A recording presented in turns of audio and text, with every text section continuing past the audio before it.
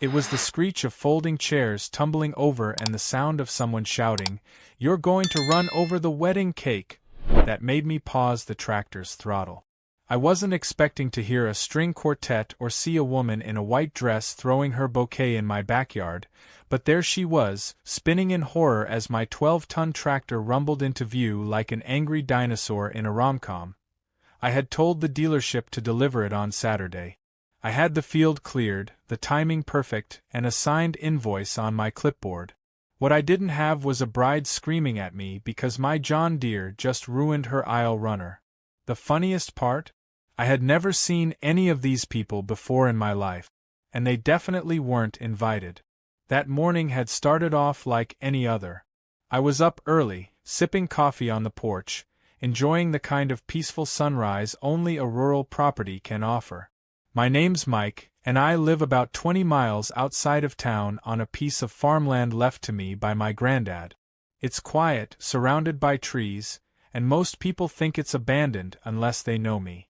I'd been planning to expand operations this year, which meant heavier equipment, and today was the big day. My new tractor was being delivered. A beauty with precision control, wide tires, and GPS-guided tilling, everything a man with land dreams about. I had marked the gravel path for the delivery truck and made sure the lawn would be clear. But when I stepped outside around 10 a.m. to check the back gate, I froze. There was a white tent in the middle of my lawn. Not just a tent. A whole wedding setup. Rows of chairs, silk drapes, even a stage. I thought maybe I was hallucinating, but then a woman in high heels and a rhinestone, mother of the bride, shirt strutted past me shouting about champagne flute. That was when I knew this was real. I didn't recognize a single face, but everyone acted like they belonged. Guests in pastel outfits sipped drinks, a DJ was testing sound levels, and someone was setting up a floral archway right over the concrete slab I used for tool storage. I approached a woman in an aggressive pink hat who was shouting at a man about centerpieces and asked what was going on.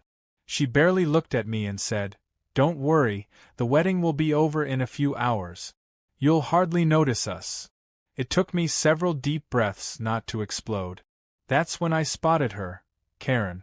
The legendary Karen from the nearby HOA community, the woman whose entitlement had reached mythical proportions around town. I had only seen her once at the post office, berating a clerk over stamp. She turned toward me with a practiced smile and said, "Oh Mike, you're here. We were hoping you wouldn't mind. It's just so scenic out here, and your lawn was just too perfect to pass up." I blinked, confused. "You're having a wedding here? On my land?" She scoffed like I'd just asked if water was wet. "Technically, it's only a few hours, and we're not damaging anything. We assumed this area wasn't used. It's not like you have a pool or anything. The guests won't even go inside." "You assumed?" I asked, still trying to wrap my head around it. Karen waved her hand dismissively. "The groundskeeper mentioned it'd be fine. You weren't around to ask, so we just made it work. We'll be gone by nightfall." I had no groundskeeper. What I did have was a massive machine on its way to dig this field into orderly rows. And what she had was the gall to use my land as a backdrop for her daughter's wedding without so much as a knock on the door. I opened my phone and checked the ETA. The dealership had just texted. They were 10 minutes away. I looked at Karen again. "I have a tractor delivery coming today." She blinked. "Well, can't you reschedule? It's coming on a flatbed. They're unloading it today. I planned this a month ago." Karen turned pale for a second, but recovered with an obnoxious smile. "Then tell them to go around. We're only going to be here until sunset." I wanted to laugh, but it was like my lungs couldn't believe what they were hearing. "Lady, this is not a public park. This is my backyard." She put a manicured hand on my arm like I was some kind of child and whispered conspiratorially, "Mike, be reasonable. You don't want to be that guy. This is my daughter's big day." I stepped away. "You're on my land without permission. If anything gets damaged, I'm holding you personally responsible." Karen sighed as if I was the one being rude. It's always the quiet ones, isn't it? You never smile in the HOA meetings. I'm not even in the HOA, I snapped. That's when the semi appeared over the hill, carrying my bright green tractor like a war chariot. I grinned. Well, looks like the wedding's got a new guest. As the truck backed down the gravel, guests began to murmur. Karen's daughter, in full bridal gown, stepped outside the tent and gasped. The wedding photographer started to argue with the driver, who ignored them and continued positioning the ramp. Karen stormed toward me, finger raised, demanding that I stop the delivery. I shrugged and said, sorry. This was scheduled. You weren't. Then came the best part. The tractor's massive tires rolled down the ramp just as the flower girl walked into view. Someone screamed. A groomsman tripped over a folding chair. The white aisle runner started flapping under the wind kicked up by the engine. The chaos had begun. I didn't yell. I didn't threaten. I simply stood there, watching the results of Karen's unchecked entitlement unravel in real time.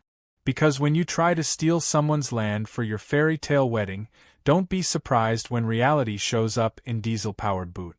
The sound of the tractor's engine drowned out the violins, and the driver, an older guy with grease-stained jeans and the patience of a stone, just sat calmly behind the wheel as if he didn't have a wedding unraveling around him. Karen shouted something unintelligible at him, flapping her arms like a furious peacock in heels, but he barely flinched. Her daughter, the bride, stood frozen at the edge of the tent with her veil stuck in one of the flower arrangements, and Todd, the groom, looked like he regretted every life decision that had led him to that exact moment. Meanwhile, I walked toward the tractor's path, carefully observing how perfectly it lined up with the tire markings I'd chalked onto the grass a week earlier.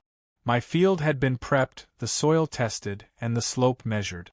This was no accident. This was scheduled progress. That's what I told myself to keep from laughing.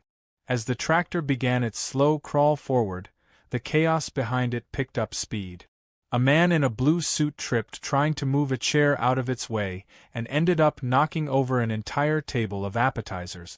A champagne bottle popped open at the worst possible time, spraying across a bridesmaid's pastel dress.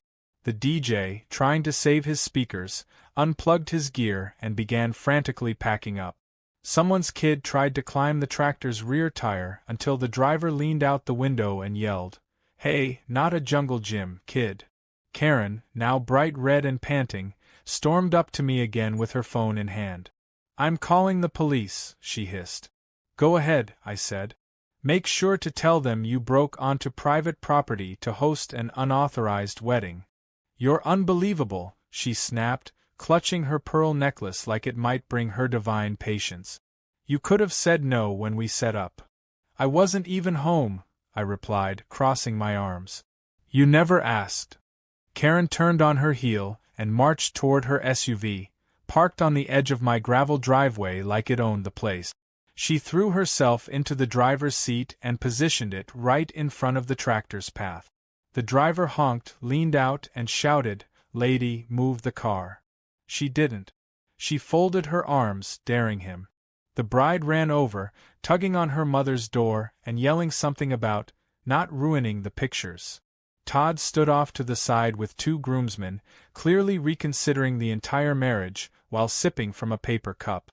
I leaned against the fence post, watching the drama unfold like I'd paid for front row seat. The wedding planner, a woman who clearly hadn't been paid enough for this gig, tried to mediate. She approached me with a forced smile and said, "Maybe we can find a compromise? If we just delay the tractor for another hour, the ceremony will be over, and we can be out of your hair." "I scheduled this equipment months ago," I said calmly. "You people showed up today without permission and took over my land. Now you want me to pause actual work to accommodate your mistake." She looked like she wanted to cry. "I wasn't told this was unapproved. I was hired by Ms. Karen and told she had permission. I wouldn't have brought all these people out here otherwise." I pointed toward Karen's car. "Take it up with her." At that moment, a loud crunch echoed through the field. The caterer's van, trying to back out from behind one of the floral stands, clipped the side of the decorative arch and dragged part of it across the lawn before getting stuck in a patch of soft ground. Half the arch leaned sideways, the flowers torn and scattered. The wedding photographer screamed. The bride screamed louder. The DJ looked like he was seriously considering a career change. Karen still didn't move her SUV. So I made the call. I dialed the sheriff's office and explained the situation: unauthorized wedding on private property, refusal to vacate, and interference with a scheduled delivery. They said an officer was already en route due to noise complaints from another neighbor down the road. I guess I wasn't the only one being ambushed today. While we waited, the atmosphere turned colder. Guests began whispering, some edging toward their cars. A few had the decency to look embarrassed. One elderly woman tapped me on the shoulder and said softly, "I had no idea this wasn't arranged with you. This is a mess." I nodded and offered her a seat on the porch. She declined and walked away, shaking her head.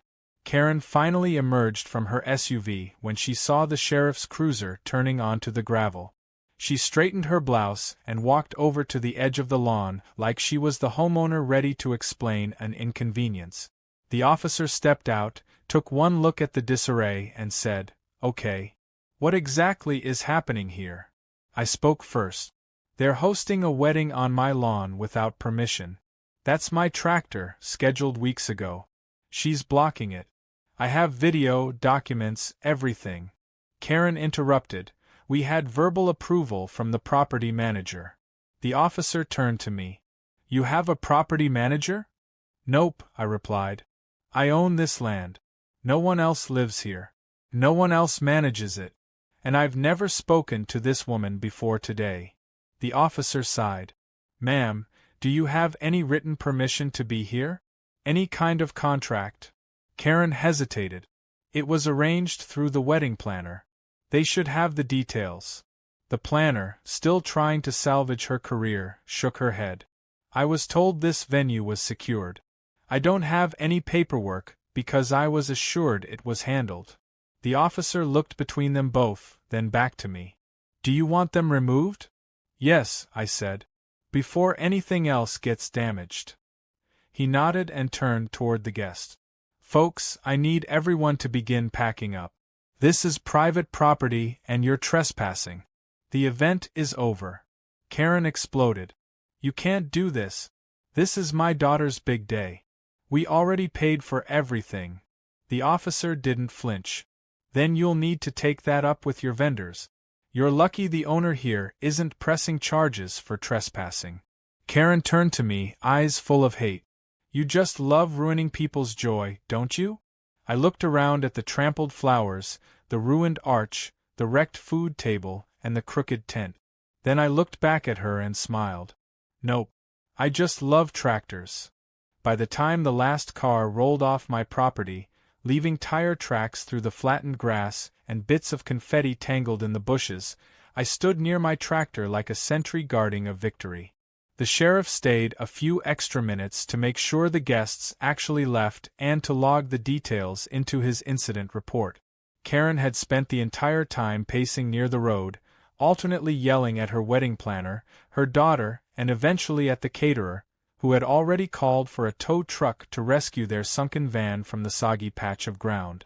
When the deputy finally pulled away, giving me a sympathetic nod and a quiet chuckle, I turned to the delivery driver who had waited patiently through the chaos and said, "Let's finish what we started." The tractor was unloaded and parked exactly where it should have been 3 hours ago, and the field was now clear, if you ignored the aftermath of a failed wedding. The next morning, I woke up to a strange pinging on my phone. At first, I thought it was just another appointment reminder, but then I noticed the number of notifications. My cousin had texted me a single word, viral, with a laughing emoji. Curious, I clicked into the link he sent and was immediately greeted by the thumbnail of a video titled, "Karen's Wedding vs. the Tractor." Someone had recorded nearly the entire debacle from a distance, zooming in as Karen screamed, the bride cried, and the tractor rolled calmly through the aisle runner like it had somewhere important to be. The video had over 200,000 views and was climbing fast. Reddit had gotten hold of it too. The r/entitled people thread was exploding with comments. Karen was officially branded Wedding Crash Scylla, and someone had already made a meme of her yelling at the sheriff with the caption, "My special day? More like your eviction notice." It was both surreal and hilarious. The internet was eating it up. I had barely walked outside when one of my neighbors, a younger guy named Trent who lived a few plots over, drove past honking and holding up a sign that read, "Tractor Gang." I waved, shaking my head, but couldn't stop smiling. But the story didn't end there. By noon, I had 2 voicemail messages. One was from a local news outlet asking for a comment on the wedding incident, and the other was from Karen. Her tone was beyond furious.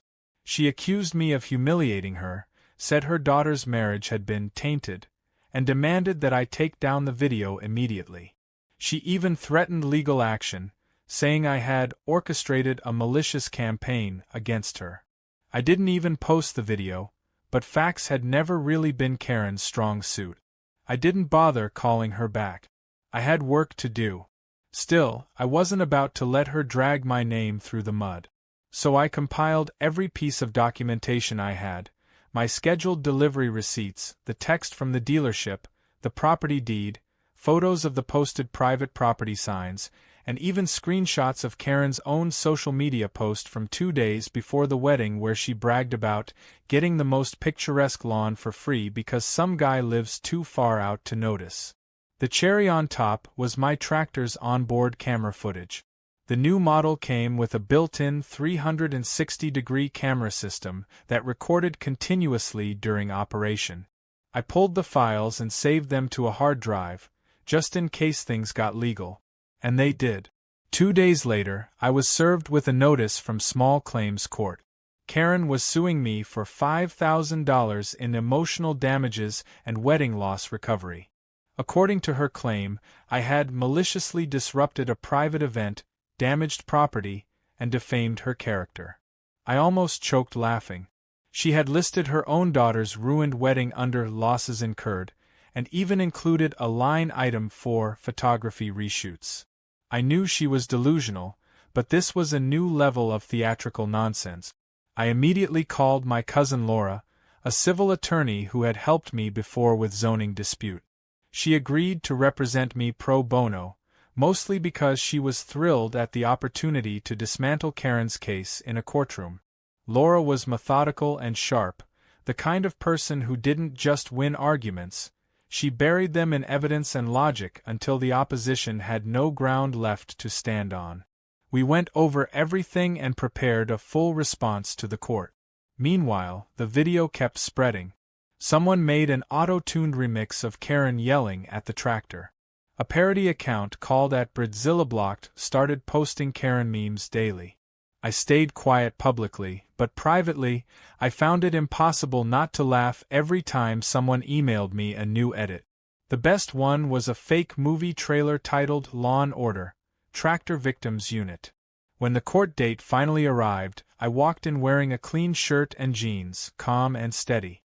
Karen was already inside, wearing a dramatic black blazer and an expression that could curdle milk. Her eyes locked on mine like she thought she could intimidate me into surrender. Laura leaned in and whispered, "She's trying too hard. This'll be over quick." The judge began the session by asking Karen to present her side. She stood and launched into a monologue worthy of a soap opera. She spoke of shattered dreams, betrayed trust, and public humiliation. She cried, actual tears, while describing how I had sent a machine of destruction barreling through her wedding and delighted in her misery. The judge remained expressionless but nodded politely. Then it was our turn. Laura stood calmly and handed over the evidence packet. She walked the judge through the scheduled delivery records, the security camera footage, the property ownership documents, and the video Karen herself had posted boasting about using my lawn without permission. She even highlighted the HOA records confirming my land was not under their jurisdiction, despite Karen referencing it in her claim. The judge raised an eyebrow, flipped through the folder, and looked up at Karen. You stated in your filing that you had permission to use this land. Do you have any documentation proving that? Karen stammered. I was told by someone that the owner wouldn't mind. Who told you? I don't remember his name. Maybe the groundskeeper. Or maybe it was the florist. Someone. The judge closed the folder. Miss Karen, this case is dismissed with prejudice. You entered someone's private property without permission, hosted an event, and interfered with scheduled business operations. Consider yourself lucky the defendant didn't file counterclaims. Karen gasped. This isn't justice. This is favoritism. The judge tapped the gavel once and said, Next case. Outside the courtroom, Laura and I exchanged a high five. Karen stormed past us, muttering curses and threats under her breath. I let her go. She could scream all she wanted. The only thing she'd be hosting now was regret. And that, to me, was a far more fitting ending to her little fairy tale than any wedding ever could have been. Karen's meltdown after the courtroom defeat was the stuff of legend. By the time I got back home that day, 3 different neighbors had already texted me screenshots from a private Facebook group where Karen was ranting about judicial corruption and claiming the judge had been bribed by Big Tractor. Someone even screenshotted a post where she tried to convince people to boycott my property by reporting me for running an illegal wedding sabotage operation, whatever that meant. It was equal parts hilarious and pathetic, but I knew better than to underestimate someone like her. Karen wasn't the type to lose gracefully. She was the type to dig deeper, even if she was already neck-deep in a hole she made herself. The irony was that I didn't even want to keep dealing with her. I had land to till, contracts to fulfill, and real work that didn't involve social media theatrics or courtroom drama.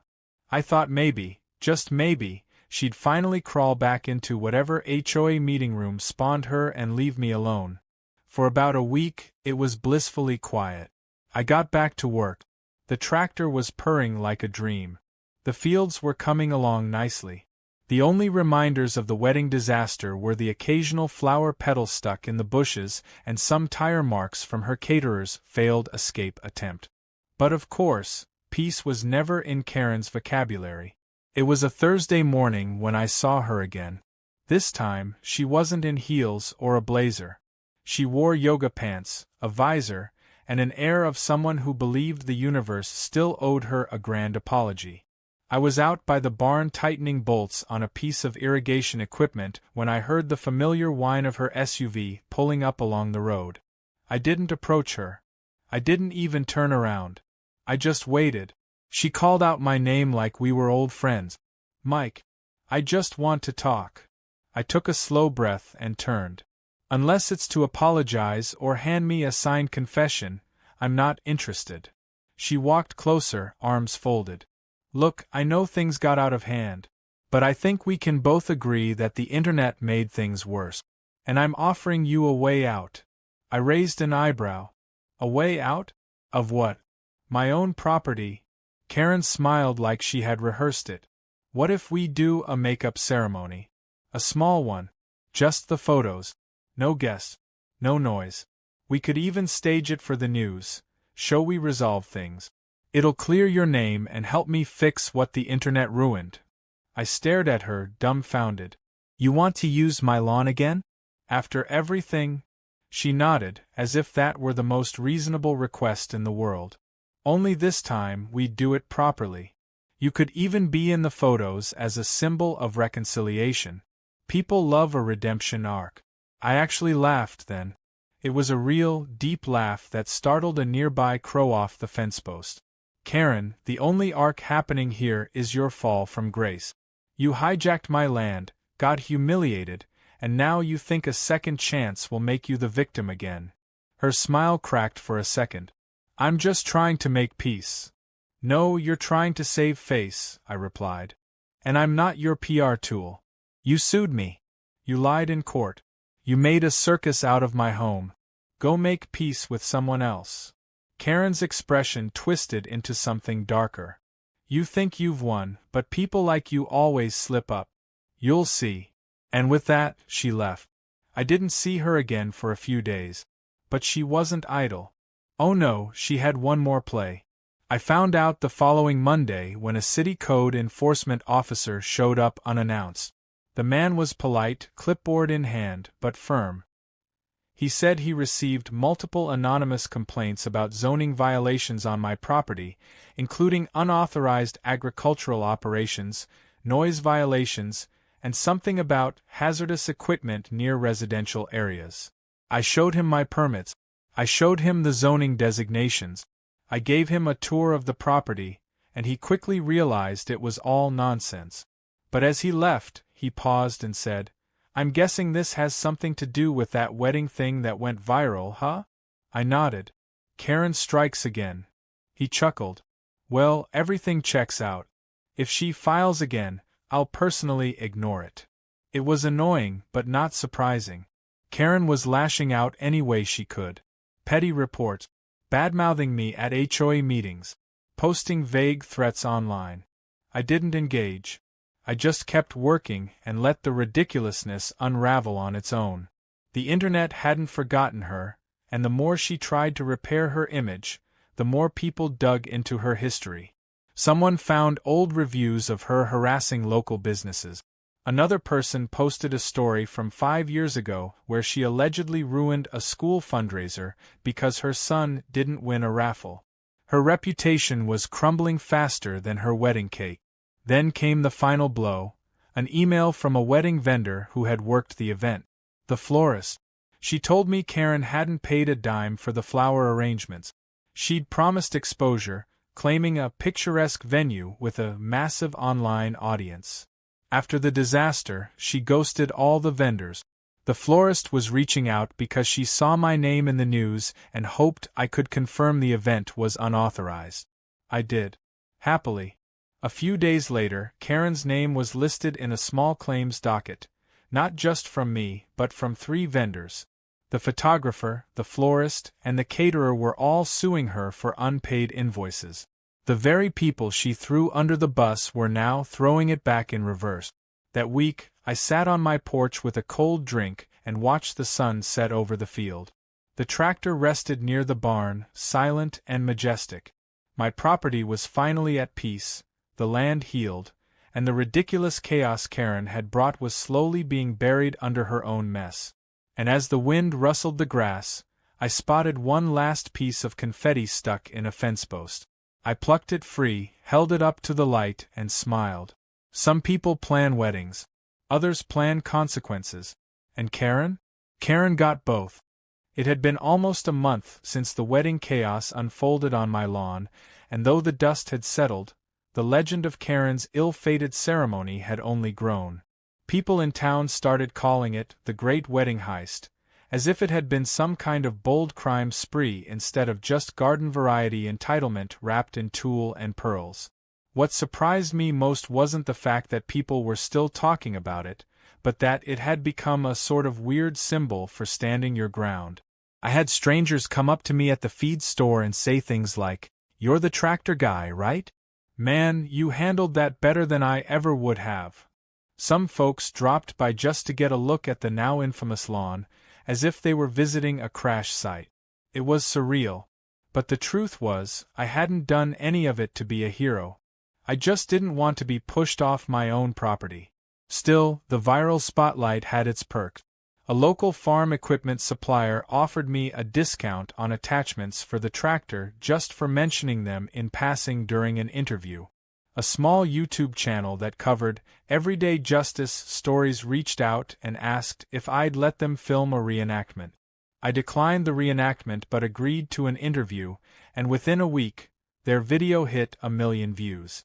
Even the sheriff's deputy who showed up that day ended up in the comments section with a laughing emoji and a "glad I could help."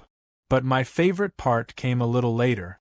I got an email from a couple who'd seen the video and were interested in renting the field. Not for a wedding, but for a photo shoot. They explained that they were professional photographers who specialized in real-life backdrops with actual stories. I told them sure, as long as they signed a release and agreed not to move a single blade of grass without my say-so. They were respectful, polite, and sent me copies of the photos afterward. One shot of the tractor with the setting sun in the background was so good I printed it and framed it in the barn. While the world moved on and Karen faded into something like digital infamy, I decided it was time to do something permanent with the lawn. Something that made it clear to anyone with future wedding fantasies that my property wasn't a community stage. So I built a sign. Not a small one. This was a 6-foot wooden post dug deep into the ground with a carved oak slab bolted on. It read, "Private property. No weddings. No photoshoot. No exceptions. Tractor has right-of-way." I installed it right where Karen had parked her SUV, the place where the ceremony aisle had been laid out like a red carpet to nowhere. The sign wasn't just practical, it became a conversation piece. People stopped to take selfies with it. One guy even asked if he could make a t-shirt version and sell it online. I didn't mind. If anything, the whole situation gave me a story to tell when things got quiet around here, and it reminded me why I didn't back down in the first place. You don't just let people walk over you, especially not in heels while holding a bouquet they didn't pay for. Of course, it couldn't end without one last twist. A few weeks after the court ruling, I got a visit from a woman who looked vaguely familiar. She parked respectfully by the road and walked up the gravel path, carrying a small white envelope. It was Karen's former bridesmaid. She introduced herself, apologized for the intrusion, and said she just wanted to deliver something. She handed me the envelope and said, "You probably don't care, but I thought you deserved to see this." Then she left without another word. Inside the envelope was a letter. Not from Karen, but from her daughter, the bride. It was short. Just a few paragraphs. She explained that she had no idea the wedding was taking place on private land until the day of, that her mother had lied to everyone involved, and that she was embarrassed and mortified by everything that had happened. She said she and Todd had postponed the honeymoon, then eventually the marriage itself, and were now re-evaluating everything. The last sentence stuck with me. It read, "I don't expect forgiveness, but I am sorry. You didn't deserve what happened, and I wish someone had stood up to her sooner." I stood there for a long time with that letter in my hand. The wind tugged at the corners, and I thought about how many people had just gone along with Karen's plan, too afraid or too indifferent to stop her. It wasn't really about one wedding anymore. It was about the way people let someone steamroll through life, assuming no one would ever push back. But they had. I had. And now maybe, just maybe, that daughter wouldn't grow up into the same kind of person. That night, I sat on the porch as the sun went down and listened to the wind whisper through the tall grass. The confetti was long gone. The chairs, the tents, the arguments, they had all faded into the soil like a bad memory finally decomposed. But the land was still mine. The tractor still stood tall. And the next crop was ready to grow. I raised a glass to the horizon, nodded once and said, "Here's to fences, boundaries, and very loud engines." Because sometimes peace isn't quiet. Sometimes it comes on 4 wheels and steel tracks, and it reminds the world that even the calmest man has his limit. Especially when his lawn becomes the battlefield for someone else's fantasy.